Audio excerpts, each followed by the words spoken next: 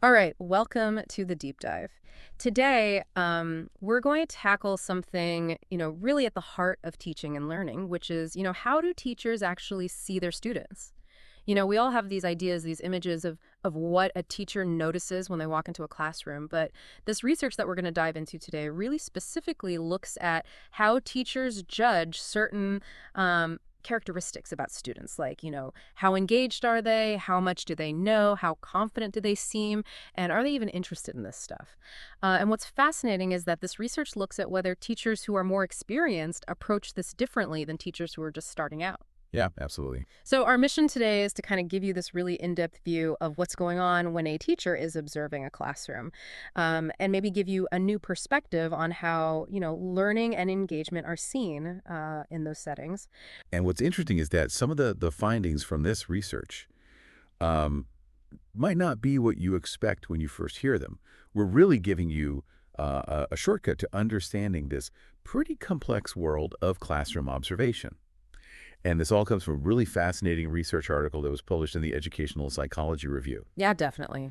This study had teachers watch videos of students and then try to figure out, what were the underlying characteristics of these students. And they actually uh, had them focus on 5 specific students in the videos. Yeah.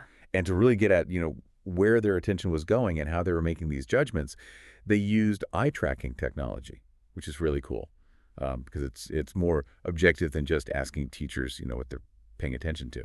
And they did this with both novice teachers, those just starting out, and teachers who had a lot of experience. Okay, so the whole study is based on, these 5 types of students that researchers had identified before. Um, and to really understand what's going on in the study, we need to understand these profiles. So we're going to lay them out here. So first, there are 3 profiles that they call incoherent. These are students who, what they're showing on the outside doesn't quite match what's going on internally. So the first one of these is the overestimating student. Right. And this is a student who thinks they know a lot more than they actually do. Yeah, that classic, overconfident, but maybe lacking the knowledge to back it up. Right, right. Then you have the underestimating student. Okay. And this is the one who actually has the knowledge, but just doesn't have the confidence or the belief in themselves. Yeah, so they might be really capable, but just kind of hold back or don't, show that they understand as much as they do. Right, exactly. And then the third incoherent profile is the uninterested student. This is the one who, maybe has moderate knowledge, moderate confidence, but they're just not really connecting with the material. They're not that interested in it. Okay, got it. So those are our 3 incoherent Yeah. profiles, kind of a mismatch between the internal and the external. Yeah, exactly. And then to round it out, they have 2 coherent profiles where everything's kind of lining up. So the strong student, this is the one we all think of, high knowledge, confident, interested, like, hitting on all All cylinders. right, the ideal student in many ways. Exactly, yeah. And then the struggling student who's, facing challenges across all those domains, knowledge, confidence, interest. Okay, so those are our 5 student archetypes that we're going to use to understand the study. Yeah. So the researchers, they had the teachers watch the videos and then try to identify, which student fit which profile. And you would naturally think that the teachers with more experience would be much better at this, Yeah. right? You would assume, right? Like you've been doing this for 20 years. You've seen it all. You can read the students like a book. Exactly. But here's where it gets interesting. The study found that there was actually no statistically significant difference in the overall accuracy between the expert teachers and the novice teachers. Wow. Okay, so that's really interesting. So experience doesn't automatically translate to just being a better judge of all students. Yeah, it's not like this overall, like, experience equals better judgment. But what they did find is that both groups, both the expert teachers and the novice teachers, were really good at correctly identifying the underestimating student. Okay, so the one who knows more than they let on. Right. And also the struggling student. Okay, so it seems like those kind of extremes are easier to pick up on for everyone. Yeah, it makes sense. The really high achiever or the student who's really struggling, maybe they send these clearer signals. Right, right. Makes sense. But what was a challenge for both groups, both the novices and the experts, was diagnosing the overestimating student. That student who's really confident, kind of, a know-it-all, but doesn't actually have the knowledge to back it up. Oh, that's so interesting. So even the expert teachers, the ones who've been doing this for years, they still had trouble kind of seeing through that facade of confidence. Right. And I think this is a really important point for, anyone who works with students or is involved in learning environments. You can't just assume that because a student is projecting confidence and engagement that they actually are understanding the material. Yeah, that's a really, really important point. But then here's where the experience factor comes in.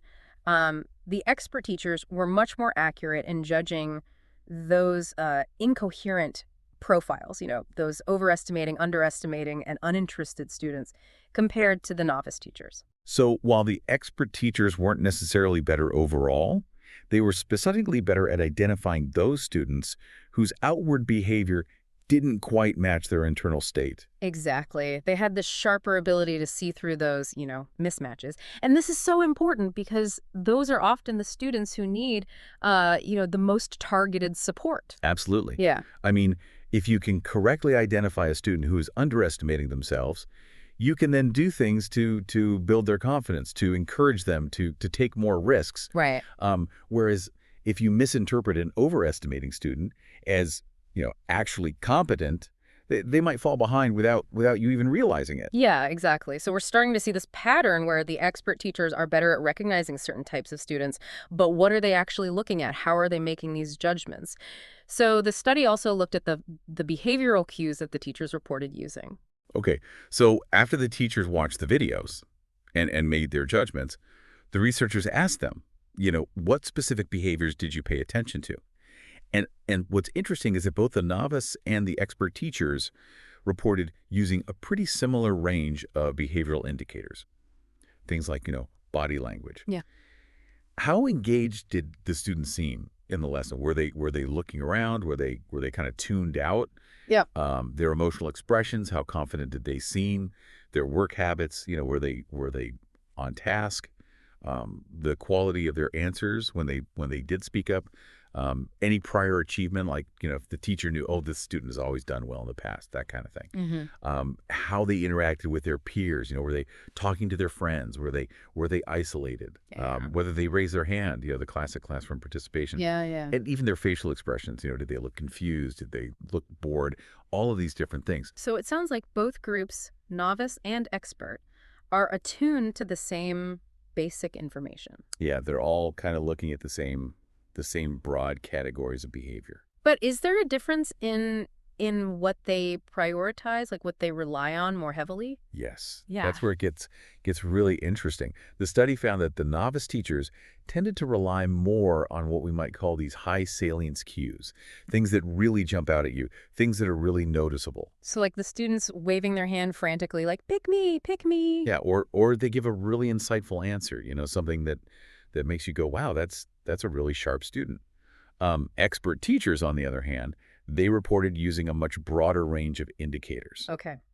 So the takeaway here is that with more experience, teachers develop this more nuanced, more holistic approach to observation. They're taking in more signals. They're not just focusing on the really obvious things. Right. And it makes sense. I mean, in any field, the more experience you have, the more you develop an eye for the subtle details. Exactly. You start to see the things that other people miss. And did they actually mention a different number of cues? Like, did the expert teachers actually list out more things that they were paying attention to? Yeah, they did, especially when they were trying to diagnose those trickier profiles, the overestimating and the uninterested students.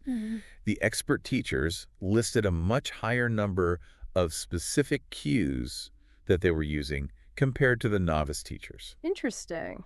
So it suggests that, their greater accuracy with these tougher profiles might be because they're considering more information, they're taking in more data. Right. They're seeing the whole picture. Yeah, exactly. So beyond what they consciously reported, the researchers also use eye tracking technology to actually see where their visual attention was going. Like, where were they actually looking? Yeah, this is where it gets really, really cool.